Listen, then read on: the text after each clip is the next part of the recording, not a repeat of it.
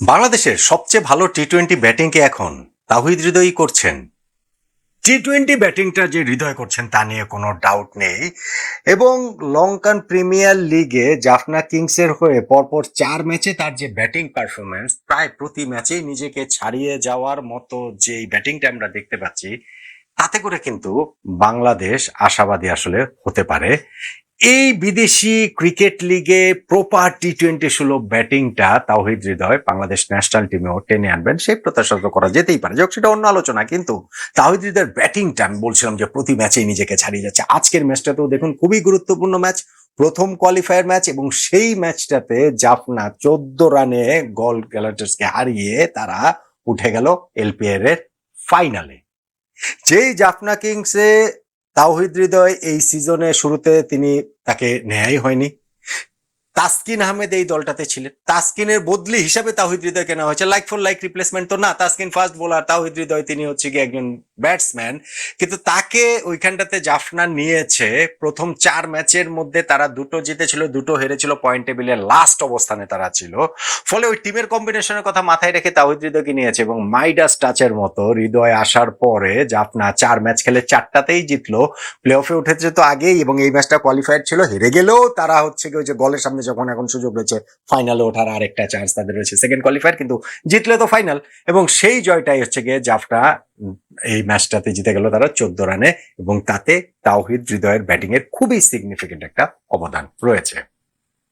ম্যাচটাতে 242 run করেছে জাফনা, যেটা এই এলপিএল এর ইতিহাসে সর্বকালের সর্বোচ্চ রান, সেইটাই জয়ের পথে একটা জায়গা তৈরি করেছে। হ্যাঁ, কামিল মিশরা তিনি সেঞ্চুরি করেছেন, 55 বলে 108 রান করেছেন, কিন্তু তাওহিদ হৃদয়ের ব্যাটিংটাও ভীষণ রকম গুরুত্বপূর্ণ। হ্যাঁ, এর আগে খাজা নাফিও তিনিও 54 রান করেছেন 32 বল খেলে, তবে তাওহিদ হৃদয় শেষ দিকে গিয়ে তার যেই ক্যামিওটা, 21 বলে তার যে 54 রান, 5টা ছক্কা এবং 3টা চারে তার যে স্কোরটা, এবং ওই স্কোরটা যদি তিনি না করতেন তাহলে ইউ নেভার নো, এই ম্যাচটা কিন্তু জাফনা হেরেও যেতে পারতো। জয় পরাজয়ের ব্যবধান যখন মাত্র 14 রান, এবং সেইখানটাতে তাওহিদ হৃদয়ের শেষের দিক দিয়ে গিয়ে তার এই ব্যাটে ঝড়, ওইটাই আসলে জাফনাকে ম্যাচটা জিতেছে, ওইটাই আসলে জাফনাকে ফাইনালে তুলেছে।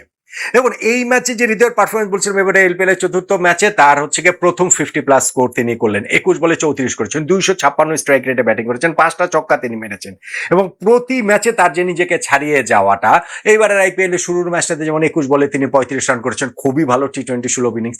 নেক্সট ম্যাচটা তিনি 8 বলে 31 রানের অপরাজিত একটা ইনিংস খেলেছেন, যেইখানটাতে লাস্ট ওভারে 31 রান নিয়েছে, তার মধ্যে 30 রানে তিনি নিয়েছেন, 3টা ছক্কা দিয়ে শুরু করেছেন, তারপরে 2 রান, 6 রান, 4 রান, মানে ওই ওভারটাতে হৃদয়ের ব্যাট থেকে লাস্ট ওভারে 30 রান এসেছে।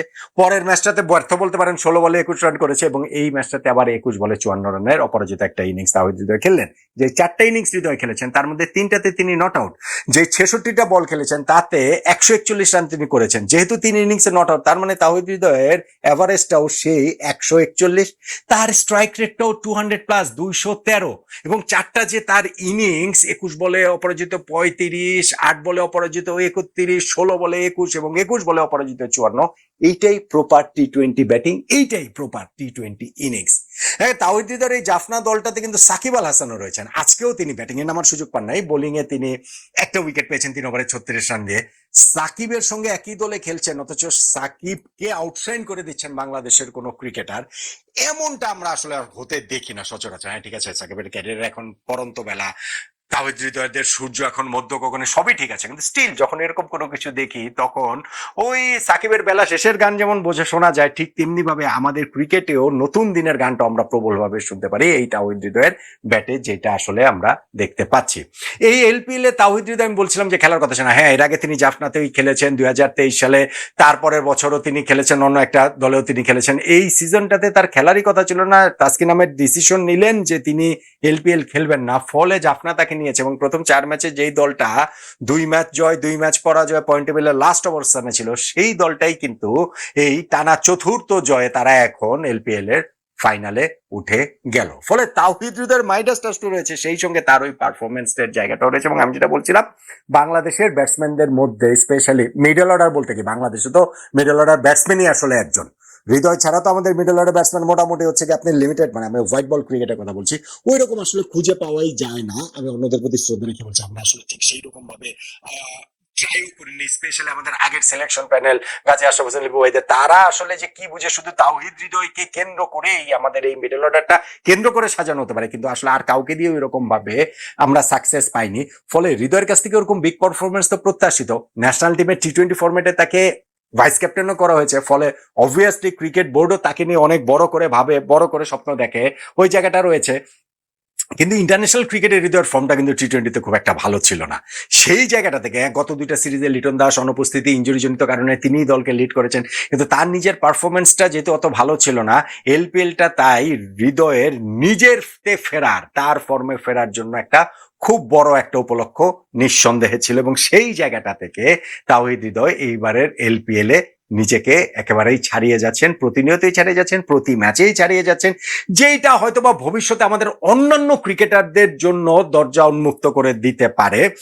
অবভিয়াসলি লঙ্কা প্রিমিয়ার লিগে আমাদের অনেক ক্রিকেটার খেলেন, এবার আমাদের রিপন মন্ডল আছেন, তিনিও খেলছেন, আমি রিপন মন্ডল আছেন এই সেন্সে বলছি যে আমাদের উদীয়মান ক্রিকেটারদেরও ওই জায়গাটাতে ওই চাহিদা জায়গাটা তৈরি হয়েছে, এবং হৃদয়ের এরকম পারফরমেন্স, সেই পারফরমেন্সটা আপনি যদি একভাবে দেখেন যে না ঠিক আছে ভালো যদি করে তাহলে তো বড় বড় সব ফ্র্যাঞ্চাইজি লিগগুলো থেকে ডাক পাবে, যেটা আমাদের সাকিব আল হাসান দীর্ঘদিন ধরে পেয়েছেন, আমাদের মুস্তাফিজুর রহমান দীর্ঘদিন ধরে পেয়েছেন, এখন আমাদের যেমন লেগ স্পিনার রিশাদ, তিনি এরকম বড় বড় ফ্র্যাঞ্চাইজি লিগে ডাক পাচ্ছেন। ফলে তাওহিদ হৃদয় যদি এই পারফরমেন্সটা ধরে রাখতে পারে, তার এই গ্রাফটা যদি ঊর্ধ্বমুখী থাকে, তাহলে নিশ্চয়ই ভবিষ্যতে সেই সম্ভাবনার জায়গাটাও তো ওপেন থাকবে, হৃদয়ের জন্য যেমন থাকবে অন্যদের জন্য তেমনি থাকবে। কিন্তু একই সঙ্গে বাংলাদেশ ন্যাশনাল টিমের লাভটা, আমাদের যে লাভটা, এই যে বিদেশের ফ্র্যাঞ্চাইজি ক্রিকেট লিগ খেলে যে এক্সপোজারটা পাচ্ছেন, সেইখানটা থেকে তাওহিদ হৃদয় শুধুমাত্র লেগ সাইডেই খেলতে পারেন, অফ সাইডে দুর্বলতা রয়েছে, এই যে তার ক্রিকেটেও কিছু সীমাবদ্ধতার জায়গা রয়েছে, সেই সব জায়গাগুলোতে যে ওয়ার্কআউট করছেন, এবং এরকম হাই প্রেশার সিচুয়েশনে দলের চাহিদা মেনে যেই ব্যাটিং গুলো তিনি করছেন, প্রতিটা ম্যাচেই যেইভাবে তিনি নিজেকে ছাড়িয়ে যাচ্ছেন, তাতে করে